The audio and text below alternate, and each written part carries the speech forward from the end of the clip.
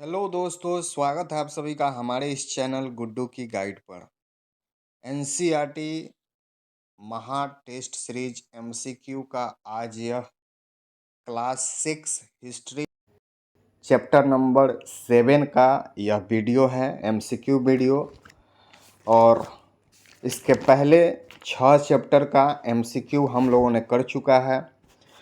और आप सभी जानते हैं कि यह एमसीक्यू सेशन जो चल रहा है बहुत इम्पोर्टेंट है, ख़ास करके TRE 4 के लिए और भी कोई कॉम्पिटिटिव एग्ज़ाम देते हैं उनके लिए। यह एमसीक्यू काफ़ी मेहनत के बाद बनाया जाता है, चूँकि एक एक लाइन से क्वेश्चन निकाल कर बनाया जाता है। ऐसा नहीं है कि किसी बुक का लेकर और कॉपी पेस्ट कर दिया जाता है, बिल्कुल नहीं।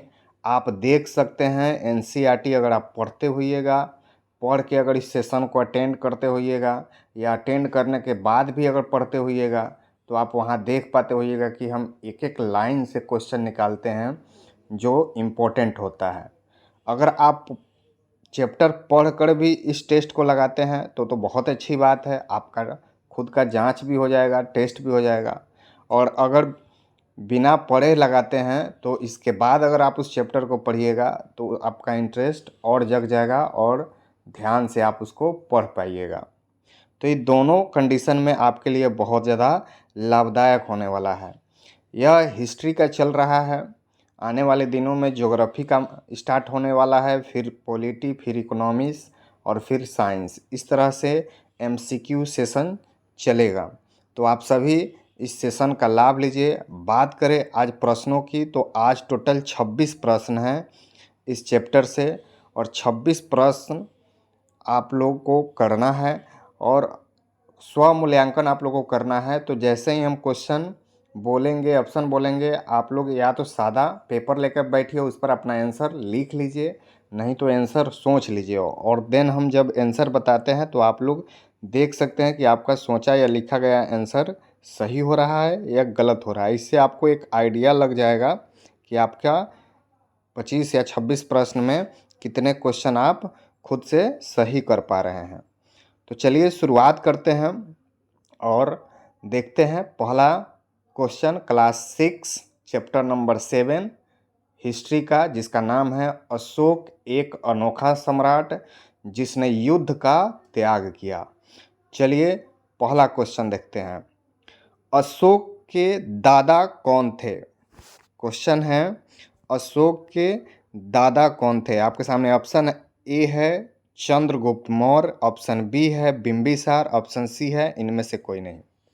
हमने ऑप्शन कुछ शॉर्ट किया है ताकि आप लोग को सहूलियत हो।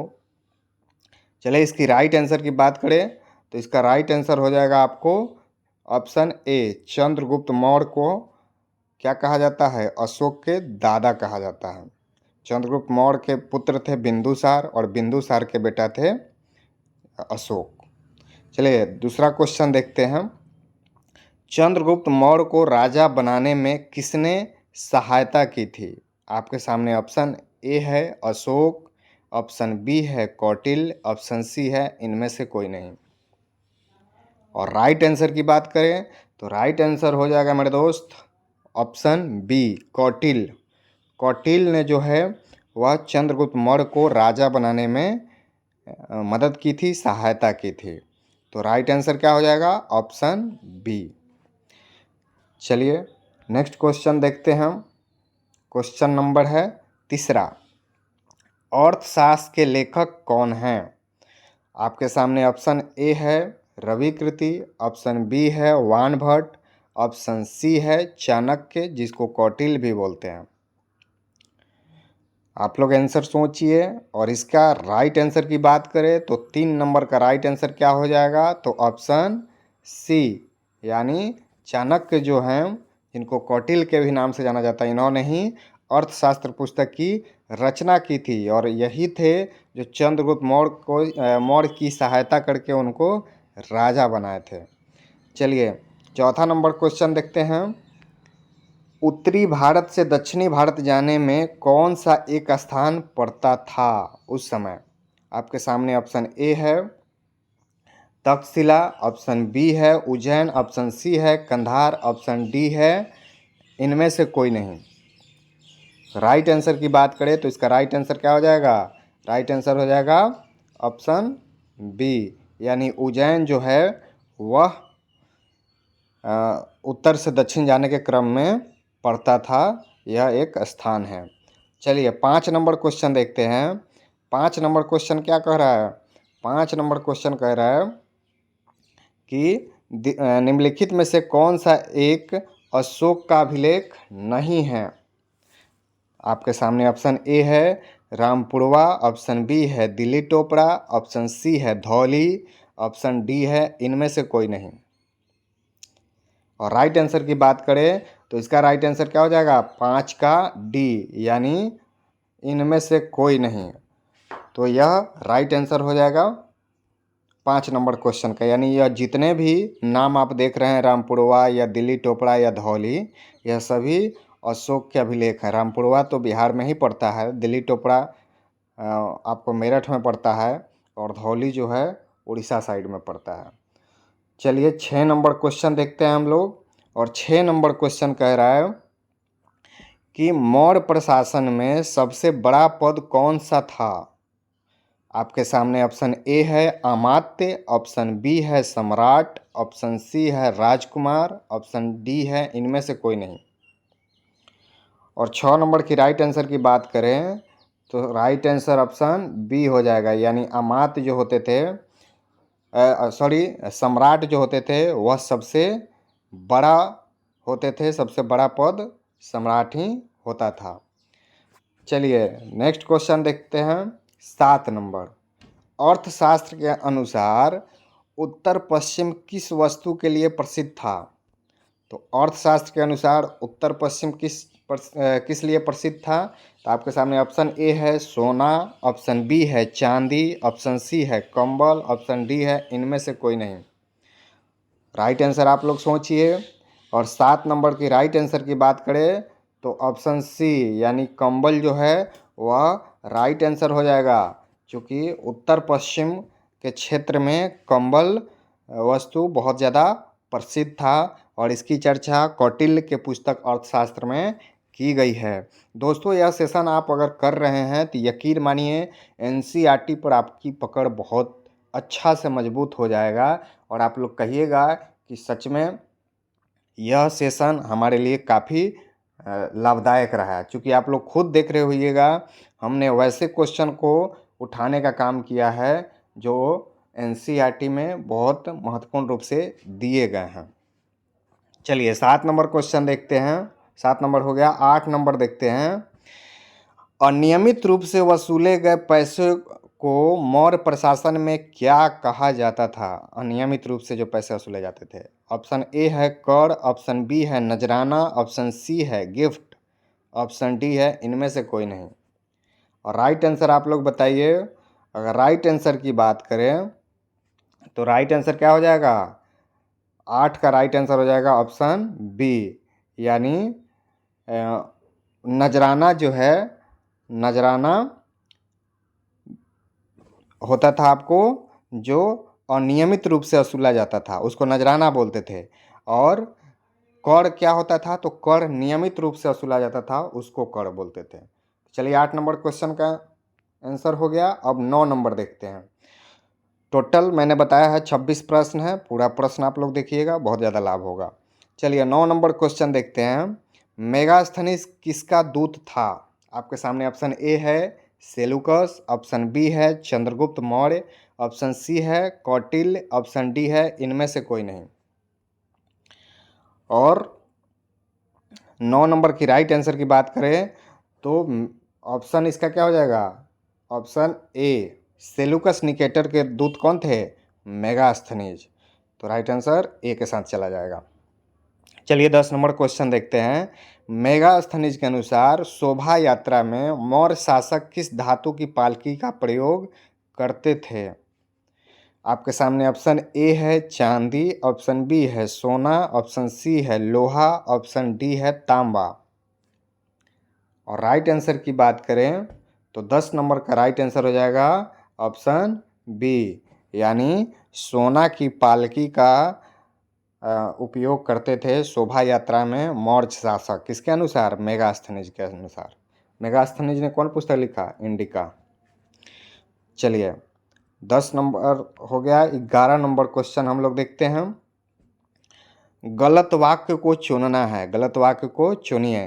राजा हथियारबंद महिलाओं से घिरे रहते थे, क्या यह गलत है? या ऑप्शन बी, राजा के खाने से पहले खाना चेक करना, यानी चेक करके तब राजा को खिलाया जाता था, क्या ऑप्शन यह गलत है? या ऑप्शन सी, एक और दो दोनों गलत है? या ऑप्शन डी, इनमें से कोई नहीं गलत है? और इसकी राइट आंसर की बात करें तो इसका राइट आंसर हो जाएगा ऑप्शन डी, यानी इनमें से कोई नहीं गलत है। यह दोनों बातें जो ऊपर कही गई हैं, यह दोनों बातें सही हैं। चलिए 12 नंबर क्वेश्चन देखते हैं। और 12 नंबर क्वेश्चन कह रहा है कि पाटलिपुत्र में कितने बुर्ज थे? जब आप चैप्टर पढ़िएगा तो इसमें दिया हुआ है आपके सामने। ऑप्शन ए है 574, ऑप्शन बी है 630, ऑप्शन सी है 564, ऑप्शन डी है 715, ऑप्शन ई है 570। और इसकी राइट आंसर की बात करें तो इसका राइट आंसर हो जाएगा ऑप्शन ई, यानी 570 बुर्ज थे पाटलिपुत्र में। चलिए नेक्स्ट क्वेश्चन देखते हैं। 13 नंबर, पाटलिपुत्र में कितना द्वार थे, यानी कितना द्वार था पाटलिपुत्र में? तो आपके सामने ऑप्शन ए है 65, ऑप्शन बी है 64, ऑप्शन सी है 54, ऑप्शन डी है इनमें से कोई नहीं। और 13 नंबर की राइट आंसर की बात करें तो ऑप्शन बी राइट हो जाएगा, यानी 64 द्वार थे। 570 बुर्ज और 64 द्वार थे। तो आप लोग इसको ध्यान में रखिएगा, बहुत ज़्यादा इम्पोर्टेंट टॉपिक है यह। चलिए 14 नंबर क्वेश्चन देखते हैं। मौर्य शासक कौन थे जो अभिलेखों द्वारा जनता तक अपनी बात पहुंचाया? आपके सामने ऑप्शन ए है बिंदुसार, ऑप्शन बी है बिंबिसार, ऑप्शन सी है अशोक, ऑप्शन डी है इनमें से कोई नहीं। बिंदुसार और बिंबिसार में बहुत ज़्यादा लोग कंफ्यूज होते हैं, तो उसको ध्यान रखना है। बिंदुसार जो है वो चंद्रगुप्त मौर्य के पुत्र हैं, यानी चंद्रगुप्त मौर्य का बिंदु है वह बिंदुसार, और बिंबिसार वह अलग वंश के हैं, हर्यक वंश के हैं। चलिए राइट आंसर की बात करें 14 नंबर, तो 14 नंबर का राइट आंसर क्या हो जाएगा? ऑप्शन सी, यानी अशोक जो हैं वह अभिलेखों के माध्यम से अपनी बात जनता तक पहुंचाया करते थे। चलिए 15 नंबर क्वेश्चन देखते हैं। देखिए दोस्त, हिस्ट्री इतना इंटरेस्टिंग सब्जेक्ट है, बहुत लोग को बोरिंग लगता होगा। अगर इसको कहानी के माध्यम से जोड़ के पढ़िएगा और इन्जॉयमेंट के साथ पढ़िएगा तो बहुत मज़ा आता है। हिस्ट्री क्या, कोई भी सब्जेक्ट पढ़ने में उसको एकदम अगर पोस्टमार्टम कर दीजिएगा और तब पढ़िए, कहने का मतलब कि एक एक लाइन को तोड़ कर पढ़िए, तो वह बहुत ज़्यादा आपको समझ में आएगा, बहुत ज़्यादा आपके लिए लाभदायक होगा। तो इसलिए किसी भी चैप्टर से या किसी भी सब्जेक्ट से भागना नहीं है, सब्जेक्ट को अच्छे तरह उसको पढ़ना है। चलिए 15 नंबर क्वेश्चन देखते हैं कि अशोक के अभिलेख किस लिपि में हैं? आपके सामने ऑप्शन ए है ब्राह्मणी, ऑप्शन बी है प्राकृत, ऑप्शन सी है अवधी, ऑप्शन डी है इनमें से कोई नहीं। और 15 नंबर की राइट आंसर की बात करें तो 15 नंबर का राइट आंसर हो जाएगा क्या? ऑप्शन ए, यानी ब्राह्मणी। ब्राह्मणी लिपि में अशोक के अभिलेख मिले हैं। कुछ लोग कहेंगे कि प्राकृत, तो देखिए प्राकृत भाषा में है, तो भाषा में तो मिला ही है प्राकृत, लेकिन यहाँ लिपि पूछा जा रहा है, तो लिपि क्या हो जाएगा? ब्राह्मणी। चलिए 16 नंबर क्वेश्चन देखते हैं। अशोक ने राजा बनने के कितने दिनों बाद कलिंग पर आक्रमण किया? यह क्वेश्चन कई बार आपके एग्जाम में पूछा जा चुका है। आपके सामने ऑप्शन ए है 7 वर्ष, ऑप्शन बी है 8 वर्ष, ऑप्शन सी है 10 वर्ष, ऑप्शन डी है इनमें से कोई नहीं। और 16 नंबर की राइट आंसर की बात करें तो 16 नंबर की राइट आंसर क्या हो जाएगा? ऑप्शन बी, यानी 8 वर्ष। अशोक जो है अपने 8वें वर्ष के पश्चात कलिंग पर आक्रमण किया था, जहाँ से उसने धम्म नीति को अपनाया। 17 नंबर क्वेश्चन देखते हैं। 17 नंबर क्वेश्चन कह रहा है कि किस विजय के बाद अशोक ने धम्म अपनाया? अभी मैंने बताया ऑप्शन ए है कलिंग, ऑप्शन बी है असीरगढ़, ऑप्शन सी है उज्जैन, ऑप्शन डी है इनमें से कोई नहीं। और राइट आंसर की बात करें तो मैंने बता चुका, इसका राइट आंसर ऑप्शन ए हो जाएगा। कलिंग आक्रमण के बाद उसने धम्म को अपनाया था। धम्म एक विचार या धर्म कह लीजिए, उसने चलाया था। 18 नंबर क्वेश्चन देखते हैं। किस शासक ने अपने आने वाले वंशज को युद्ध करने के लिए मना किया था? यानी युद्ध न करने की सलाह दी थी, ऐसे भी समझ सकते हैं।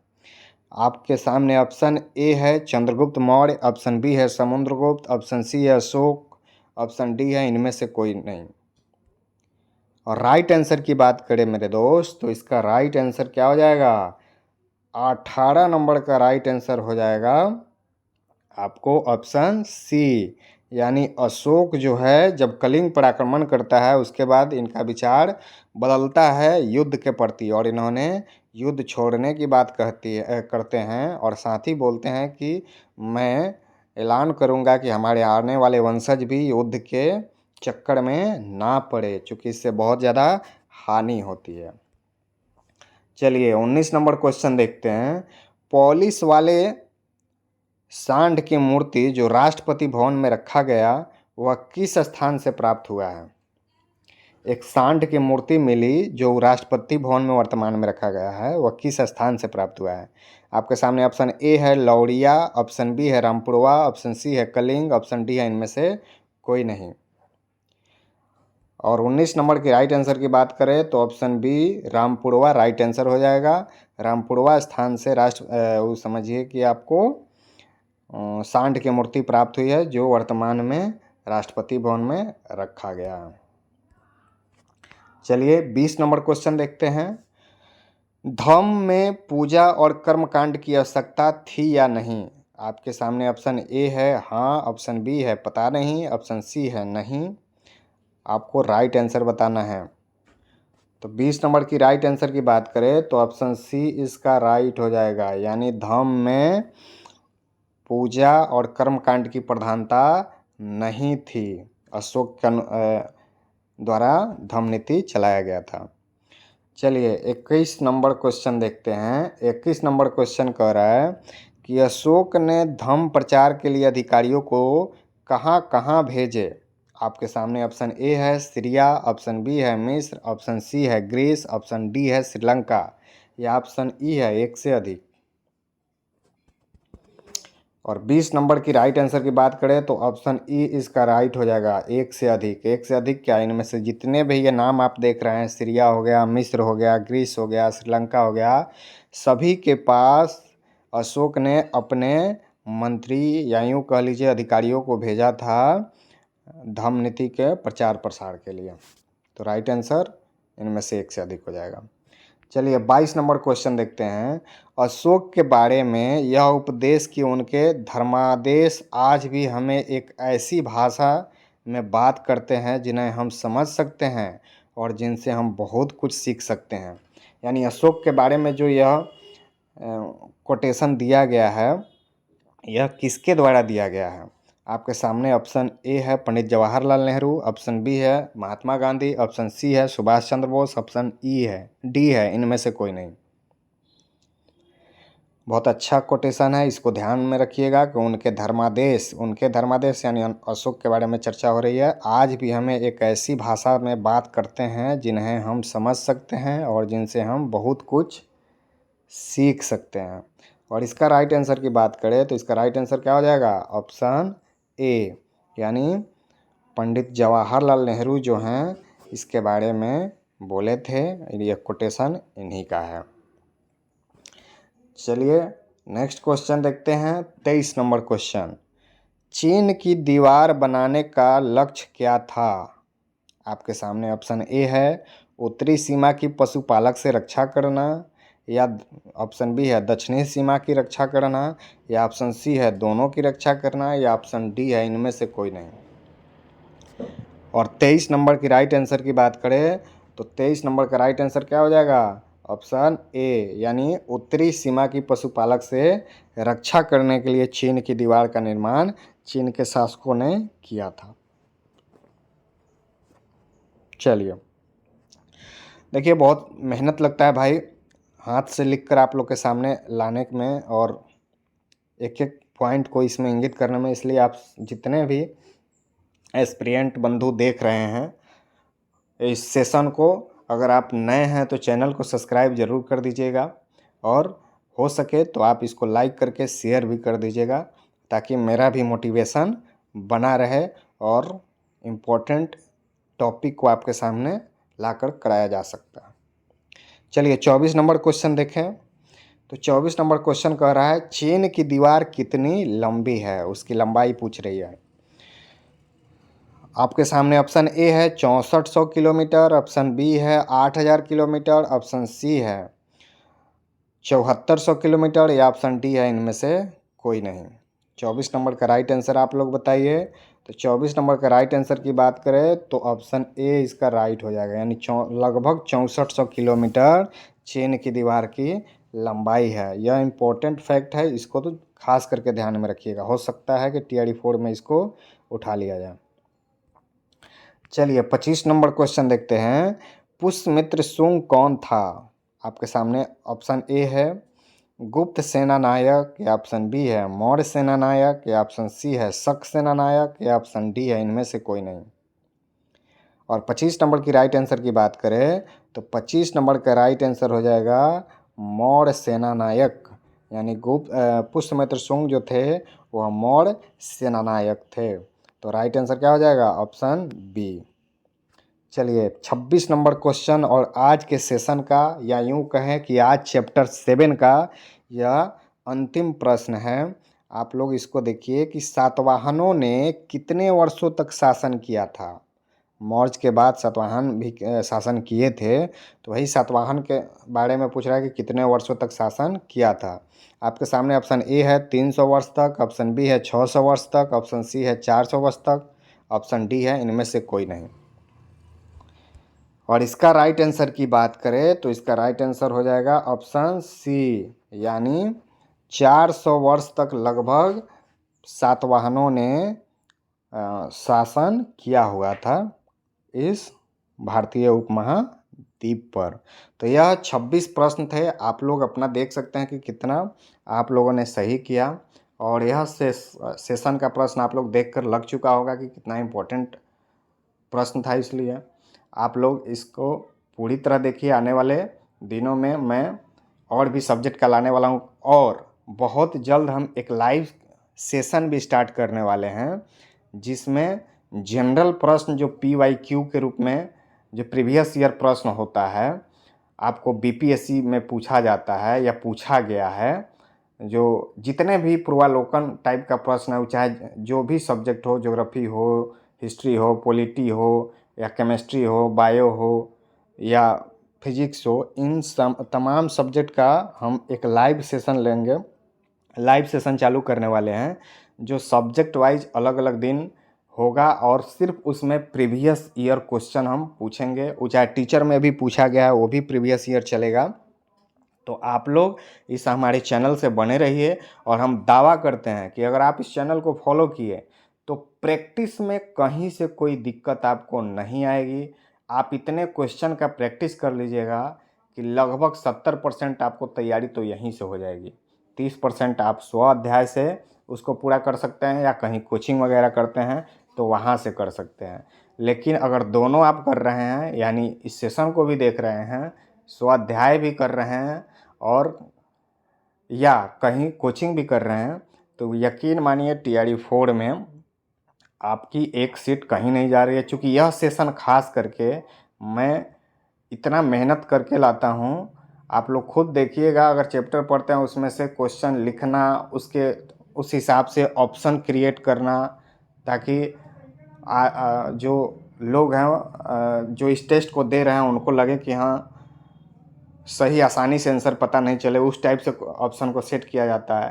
तो इसमें बहुत सारे मेहनत लगते हैं, और आप सभी से निवेदन रहेगा कि मेरे चैनल को सब्सक्राइब करके इस मेहनत का थोड़ा सा रिवार्ड आप लोग दे सकते हैं। तो चलिए नेक्स्ट मिलते हैं, जो हमारा आगे आएगा आपको क्लास 6 हिस्ट्री 8 चैप्टर नंबर 8 7 तक तो आज हो गया, 8 आएगा उसका MCQ लेकर मिलेंगे आप सभी से। तब तक के लिए जय हिंद।